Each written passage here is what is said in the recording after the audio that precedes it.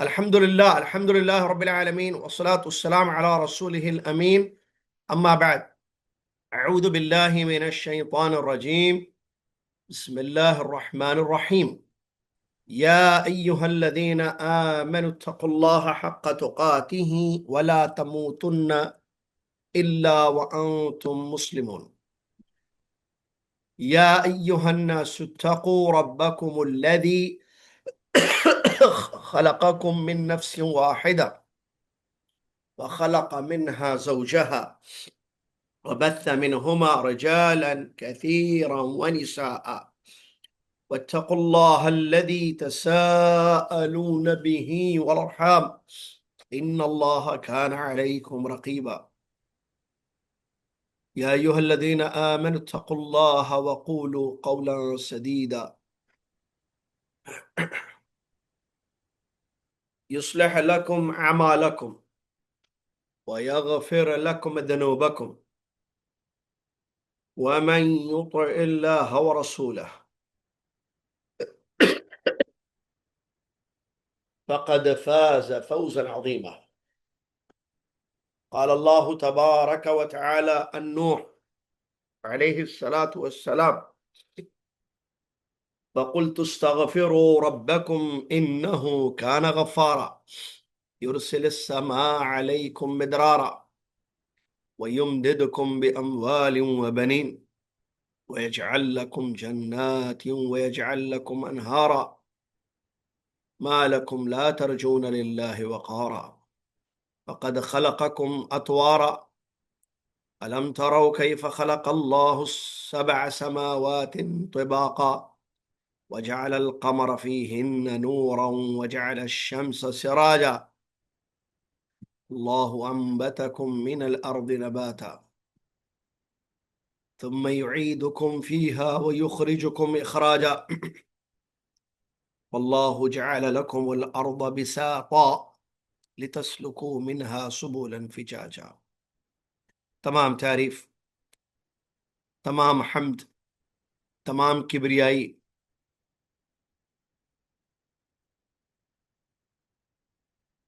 اور تمام شکر اس ایک اللہ رب العالمین کی جانب سے جو خالق ہے، مالک ہے، رحمان ہے، رحیم ہے، غفور ہے، ستیر ہے، جبار ہے. پیارے پیارے اس کے نام ہیں، بے عیب و بلند و بالا اس کی صفات ہیں. وہ اپنی ذات و صفات میں اکیلا ہے، اس کے جیسا کوئی نہیں ہے. سبحان اللہ و بحمدہ، سبحان اللہ العظیم. صلاۃ و سلام ہو اس کے بعد ان گنت لامحدود اس کے آخری نبی پیغمبر محمد صلی اللہ علیہ وسلم کی ذات گرامی پر،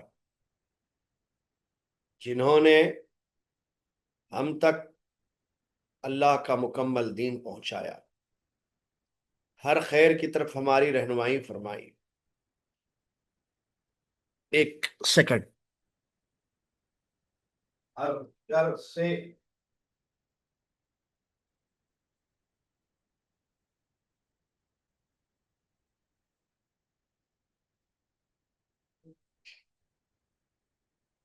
ہر شر سے ہمیں دور رکھا، ایک ایسا دین دے گئے جو واضح روشن سمجھ میں آنے والا ہے. اللہم صلی علی محمد وعلی آل محمد، اللہم صلی علی محمد وعلی آل محمد کما صلیت علی ابراہیم وعلی آل ابراہیم انک حمید مجید. اللہم بارک علی محمد وعلی آل محمد کما بارکت علی ابراہیم وعلی آل ابراہیم انک حمید مجید. حمد و صلاۃ کے بعد آج 16 شوال 1447 ہجری مطابق 4 اپریل 2026 عیسوی، دوبارہ رمضان کے بعد یہ درس آپ کی خدمت میں IGEOC ہمارے ادارے کی جانب سے پیش ہے، جس میں ہم قرآن کی تفسیر آپ کے سامنے پیش کر رہے ہیں۔ سورہ نوح کی تفسیر چل رہی تھی جو رمضان میں ہم پڑھے، اور اس سورے کی 10 آیتیں الحمدللہ ہم نے پڑھ لی ابتدائی۔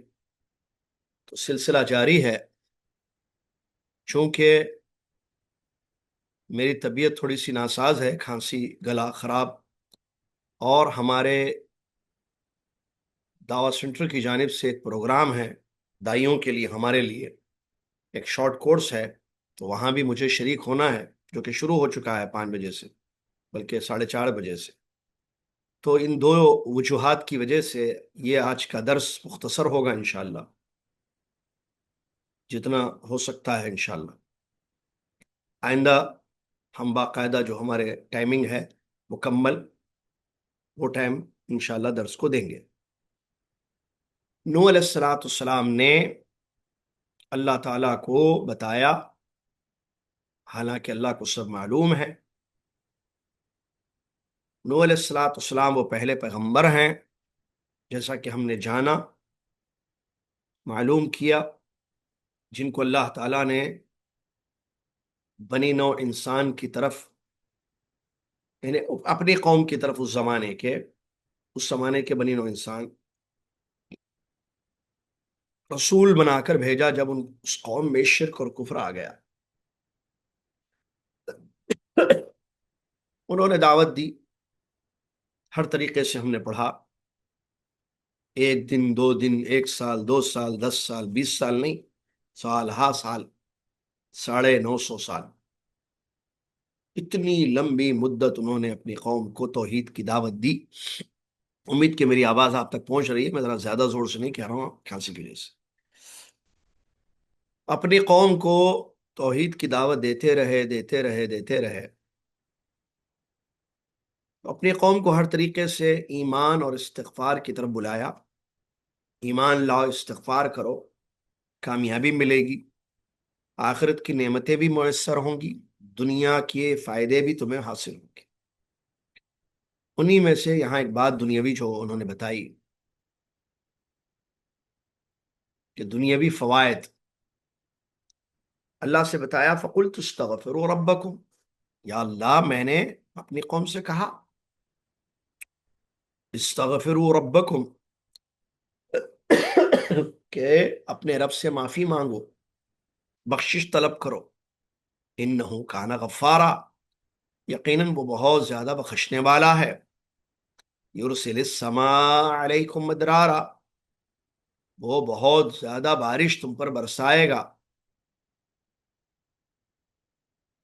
مسلسل بارش، اچھی بارش، وَيُمْدِدْكُمْ بِأَمْوَالٍ وَبَنِينَ، اور وہ مالوں اور بیٹوں کے ساتھ تمہاری مدد کرے گا، مال اور بیٹے دے گا، وَيَجْعَلْ لَكُمْ جَنَّاتٍ، اور تمہیں باغات عطا کرے گا، وَيَجْعَلْ لَكُمْ أَنْهَارًا، اور تمہارے لیے نہریں جاری کر دے گا۔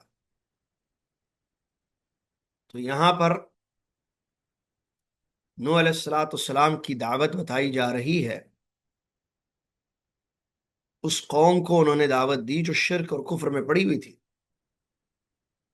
چونکہ کفر سب سے بڑا گناہ ہے، شرک سب سے عظیم گناہ ہے۔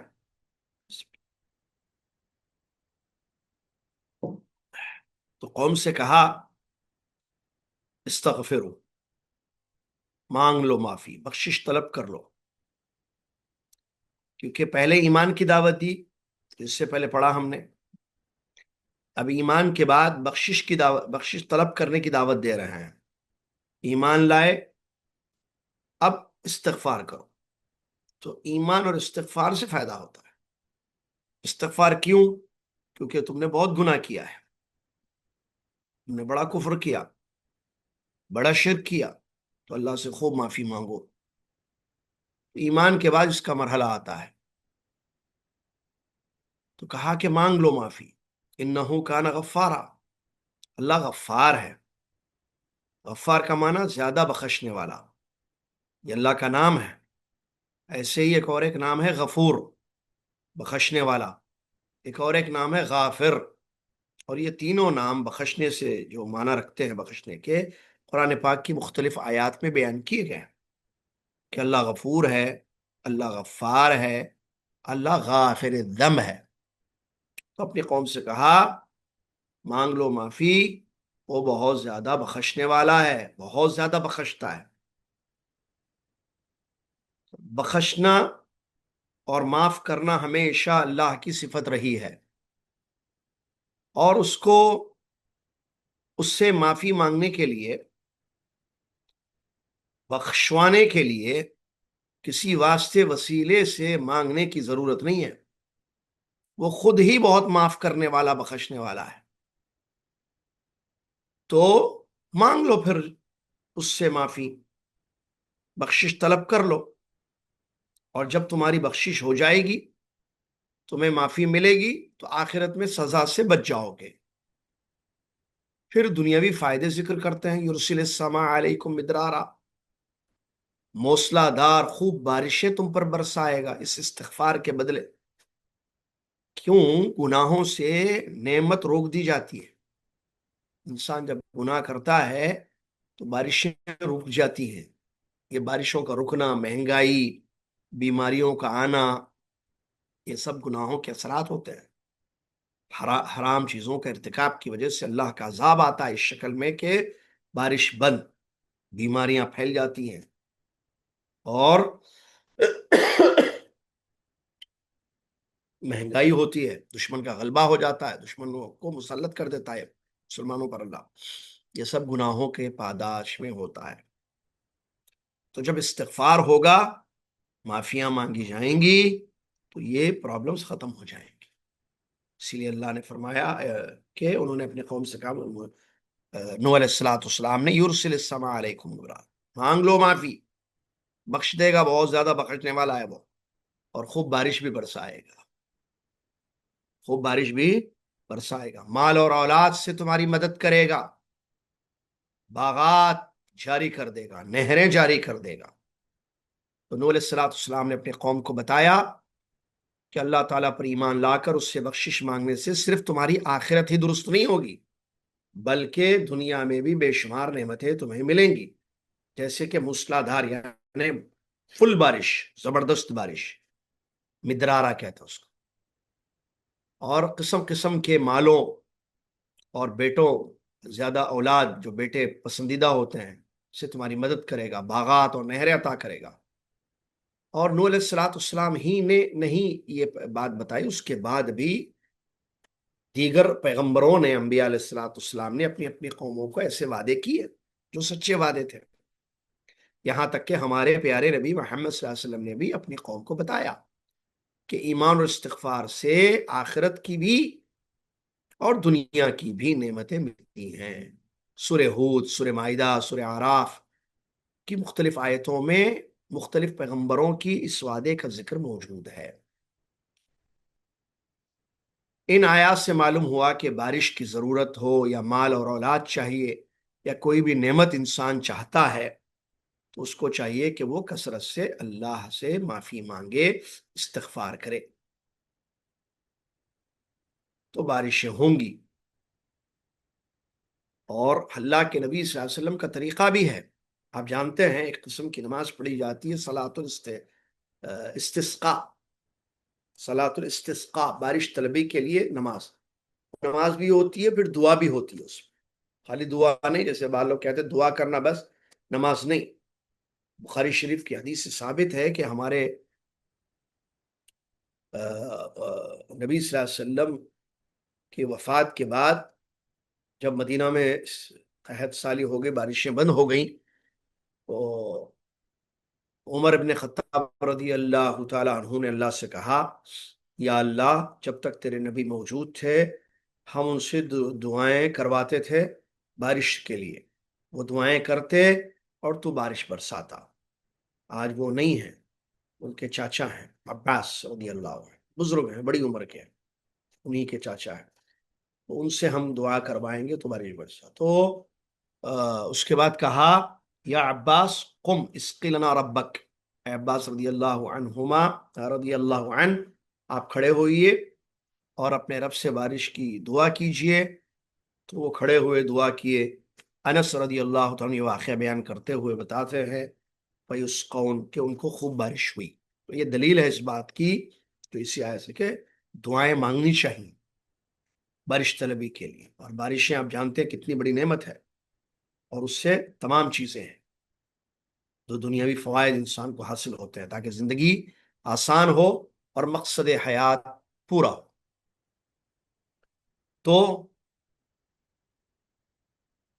یہاں پر نوح علیہ السلام کی وہی بات اللہ تعالیٰ بیان فرما رہا ہے۔ اس کے بعد انہوں نے کہا ما لکم لا ترجون للہ وقارا،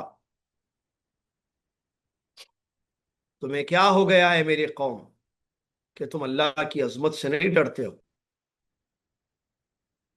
وقد خلقکم اطوارا، حالانکہ اس نے تمہیں مختلف حالتوں میں پیدا کیا ہے۔ یہاں اپنی قوم کو ڈراتے ہیں اللہ سے اور کہتے ہیں لا ترجون للہ وقارا، ما لکم لا ترجون للہ وقارا، کیا ہو گیا ہے تمہیں، تم اللہ کی عظمت سے کیوں نہیں ڈرتے۔ ترجونہ میں رجا کا لفظ ہے، رجا امید کو کہتے ہیں، اور اس کا معنی عقیدہ رکھنا اور ڈرنا بھی آتا ہے، عقیدہ رکھنا اور ڈرنا بھی آتا ہے، اور امید کا مطلب یہی ہے کہ خوف بھی موجود ہو، اور امید اسی چیز کی ہوتی ہے جس کے موجود ہونے کا عقیدہ ہوتا ہے۔ اور وقار کا معنی عظمت کے ہے، وقار کا معنی، وقار اردو میں بڑا بہت باوقار شخص سے کہتے ہیں نا، عربی ہی کا لفظ ہے وقار، عظمت۔ تو آیت کا کیا مطلب ہے پھر؟ مطلب یہ ہے کہ تم اپنے بتوں کی عظمت جو تمہارے دلوں میں ہے یہ غلط ہے، جبکہ عظمت کے لائق کوئی ذات ہے، وقار کے لائق تو وہ اللہ تعالیٰ ہی ہے، اور تمہارا یہی عقیدہ ہونا چاہیے کہ بتوں میں عظمت اور وقار نہیں ہے، اللہ کی ذات میں ہے عظمت اور وقار، کہ اللہ تعالیٰ عظیم ہے اور باوقار ہے۔ دوسرا معنی کہ تم اللہ کی عظمت سے ڈرتے نہیں ہو، جو اکثر مفسر نے بیان کیا کہ جب وہ اتنا عظیم ہے، اتنا باوقار ہے، تو تم اس کے وقار اور عظمت کے معتقد ہوتے اور اس کا ڈر تمہارے دلوں میں ہوتا، یہ اصل چیز ہے۔ اس کے بجائے تم ان ہستیوں کو اللہ کے ساتھ شریک کرتے ہو اور اس کے ڈرتے ہو، جبکہ یہ غلط ہے۔ انہیں ہونا چاہیے اللہ عظیم ہے، یہ بت تمہارے عظیم نہیں ہے، اللہ کی ذات عظمت والی ہے، یہ تمہارے بتوں کی کوئی حیثیت حقیقت نہیں ہے۔ ڈرنا اللہ سے چاہیے کیونکہ وہ پکڑنے والا، سخت عذاب دینے والا ہے، ہر چیز کا مالک، اور یہ تمہارے بت کسی کام کے نہیں۔ تو تم یہاں عظمتوں کو لے کر تلاش کرتے ہو اور ڈر اور خوف تمہارے دلوں میں اپنے بتوں کا کہ ایسا کر دیں گے، ایسا کر دیں گے بابا، وہ کر دیں گے لات بابا، نہیں، ہونا چاہیے کہ اللہ سے ڈرو۔ اسی لیے کہا ما لکم لا ترجون للہ وقارا، کیا ہو گیا ہے تم اللہ کی عظمتوں سے کیوں نہیں ڈرتے ہو، ڈرو۔ اور ڈرنے کی وجہ کیا ہے؟ وہ تمہارا خالق ہے، وہ مالک ہے۔ وقد خلقکم اطوارا، تم مختلف حالتوں میں اس نے تم کو پیدا کیا، اللہ نے مختلف حالتوں میں بیان کیا، مطلب اللہ کی عظمت کے دلائل خود تمہاری ذات میں موجود ہیں، تم اپنے آپ کو دیکھ لو کیسے پیدا کیا اللہ نے تمہیں، مختلف اطوار میں پیدا کیا، اللہ نے مختلف اطوار میں پیدا کیا۔ پہلے انسان مٹی سے بنا، پھر نطفے سے، پھر علقہ، پھر مضغہ، پھر ہڈیاں، پھر ان پر گوشت، اور پھر بہترین شکل و صورت کا انسان بنایا۔ یہ تمام اطوار ہیں۔ اسی طریقے سے بچپن، جوانی، بڑھاپا، پھر موت، پھر اس کے بعد دوبارہ زندگی، یہ اطوار ہیں، یہ سب طور ہیں۔ بچہ رہتا ہے پہلے، پھر جوان ہوتا ہے، پھر بوڑھا ہوتا ہے، یہ سب جو ہے طریقے ہیں، اطوار ہیں زندگی کے۔ یا جیسے کہ ہم نے پہلے بتایا، پہلے نطفہ ہوتا ہے، ٹھیک ہے، منی کا قطرہ، پھر علقہ، خون کا لتھڑا، مضغہ، گوشت کا لتھڑا، پھر ہڈیاں بنتی ہیں، پھر ان پر گوشت چڑھاتا ہے اللہ تعالیٰ۔ تو یہ سب اطوار ہیں، تم خود جانتے ہو، تم اپنی سائنس دیکھو، اپنی حقیقت دیکھو، تمہیں معلوم ہوگی یہ چیز۔ یہ سب کس نے کیا؟ اسی اللہ رب العالمین نے کیا ہے، اور پھر تمہیں موت دے گا ان اطوار کے بعد، پھر دوبارہ زندگی کرے گا. تو کیا وہ جس نے تمہیں یہ تمام شکلوں پر پیدا کیا، یہ تمام طریقوں سے تم کو پیدا کیا، کیا وہ تمہیں موت دے کر دوبارہ زندہ کرنے پر قدرت نہیں رکھتا ہے؟ یقیناً وہ دوبارہ زندگی پر قدرت رکھتا ہے.